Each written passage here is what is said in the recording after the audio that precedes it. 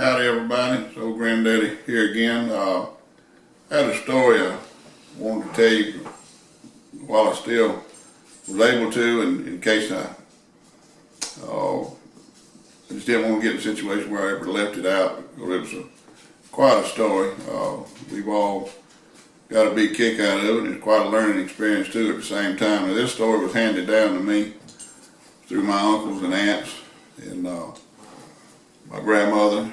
There used to be a family lived through the woods a little ways from the old home place there where Grandma and Granddaddy raised their family, and the man, all I ever heard him referred to was Old Man Ray.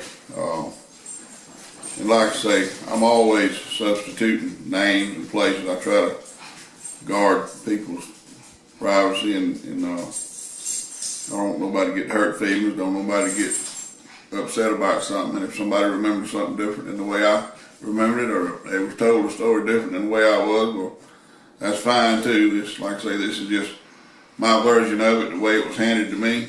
And but this story here was, I heard it many times over the years growing up. I guess about everybody that was living at the time that it took place has been gone now for a long time. I'm sure they have. But anyway, this fella, he had 3 daughters, and they were quite close to my daddy's family and his siblings. Lived, like I say, right up the road a little ways through the woods there, and they were a little closer to the main road, which at that time was an old dirt road. They were a little closer to the main road than Grandma and Granddaddy's house was. But, of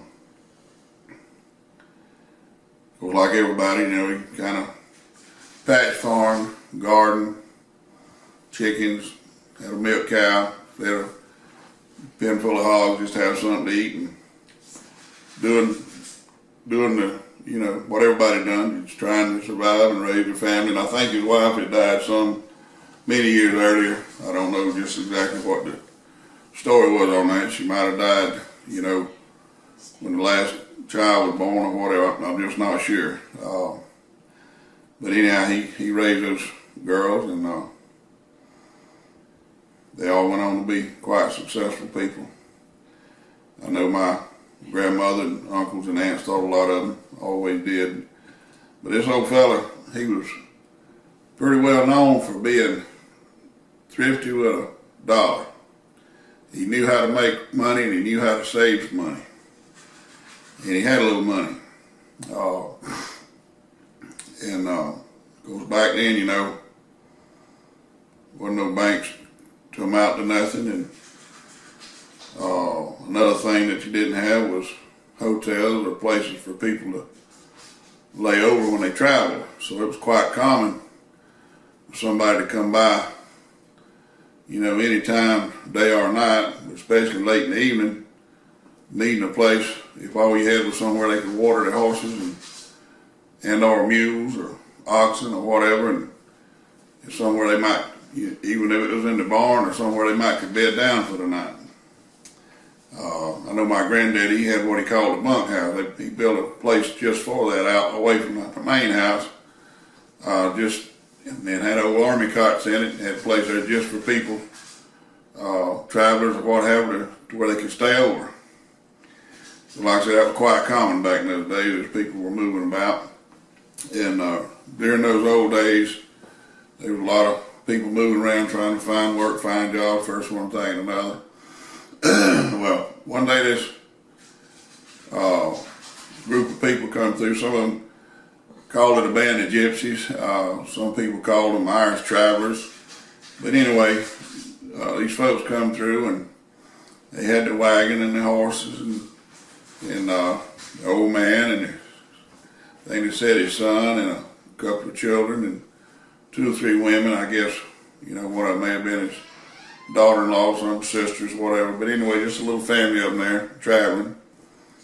And they stopped at Ray's little old farm and wanted to know if they could stay the night you know, if he just let them water up the animals and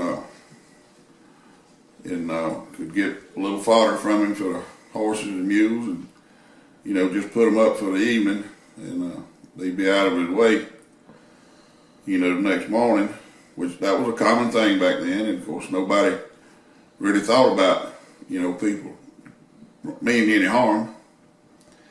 Anyway, naturally he told them that'd be fine.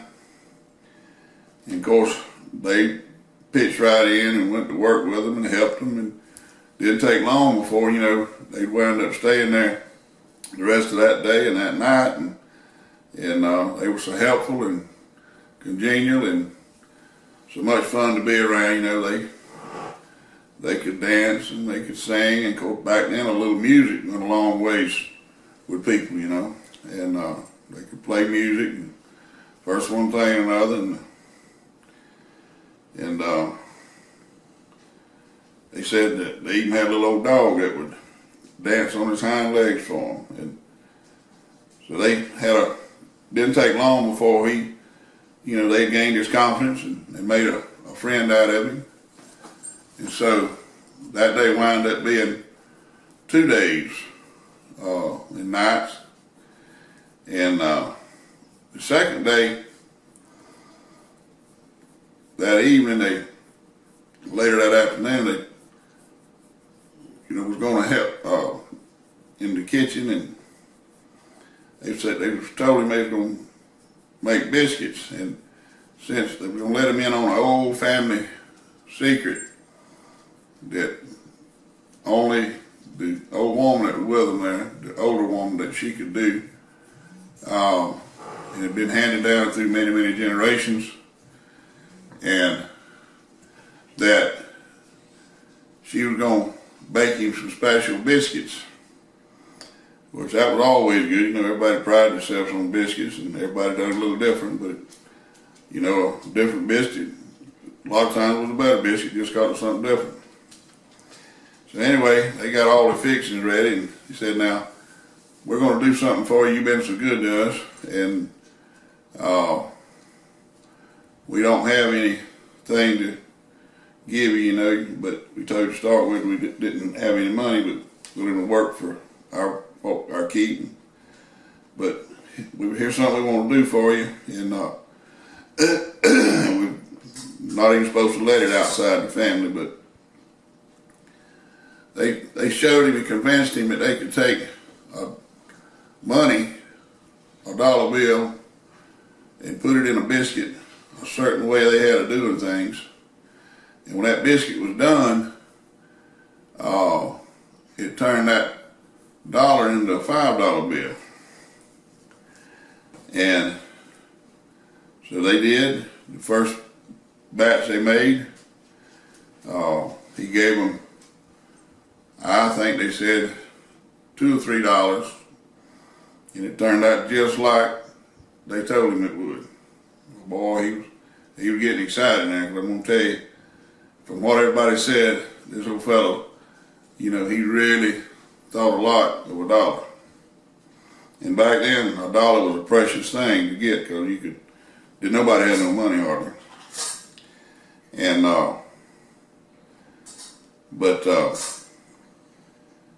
so they did that with the ones, and then they said, well, we're going to show you now the next step. They could take them 5s and turn those into 10s. And of course it progressed right on. They could take 10s and turn into 20s. And they could take 20s, and in some cases they come back as 50s, in some cases they come back as 220s. But always double your money, or more than double it, in a special recipe. And they had some kind of powder that they mixed in with the biscuit fixings, you know, the dough. And of course they were, you know, they'd done it many times, I guess. They were mighty good at it. And so he went to bed late that night. He was excited. He had more money than he had before they stopped there. And everything was just wonderful. And so the next morning, everybody was up and back. Well, people used to get up early, and everybody was getting breakfast ready. And of course, they were going to make the biscuits. And so he decided to ask them if they could do another cooking of biscuits for him before they left. They said, well, since it's you, we'll do it for you. But now, as we showed you before, the more money you do, the more you're going to make out of it, the longer you got to let them set, even after they're baked. And so he understood that, they'd already showed him 2 or 3 times how it worked, and it worked just like they said it would. So anyway, you know what happened before it was over. They made several pans of biscuits, and I guess, and from the word I got, of course, the old man, he said never would talk about it, but the girls told on him. They were there when it happened. And apparently, the poor fellow took all the money he had saved and let him put it all in them biscuits. They said he couldn't have stuck another pan of biscuits in that old wood oven. And they fired it up, and come time to leave, and they told him, said, now, be sure you let them cook till they're done, and then let them set at least 2 hours for this to work, because this involves a lot of, I think they called it a lot of, they didn't say blessing, but they said a lot of increase or something like that they called it. They never did refer to it as money.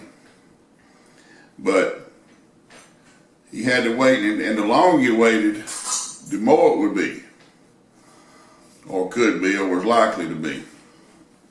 Well, so they hit the road and they were gone. And they said that he sat there and he watched that stove, and he kept the fire going, and he kept the damper set just right so them biscuits would cook off just right. And he sat there and watched and waited when biscuits got done. He took them out and he set them all around the kitchen there, letting them cool. And he went to watching his clock. Had one of them old pocket watches, and he pulled that thing out and looked. They said he about bored out looking at it. Well, 2 hours rolled around after they were done, and he couldn't stand it no more. He decided that it wouldn't hurt to just open some of the first ones they put in just to see, about how much money he could look for. He said he broke open the first biscuit, and there wasn't nothing in it. Said he didn't take but just a second. Said the further he went, the faster he got, the more frantic he got opening biscuits. Said after a while he was just shredding them biscuits, messing them up so they couldn't even eat the biscuits. Wound up having to feed them to the chickens and the hogs. And said that poor fella went through every pan of biscuits they had, one at a time, and finally accepted the fact that they got him. And of course, like I say, he never talked about it, but it wasn't but a couple of years after that, poor old fella died. I don't know the story was. He grieved himself to death over losing that money. I don't know. Anyhow, she's giving me the signal here. I gotta stop, so y'all come see us, and God bless you.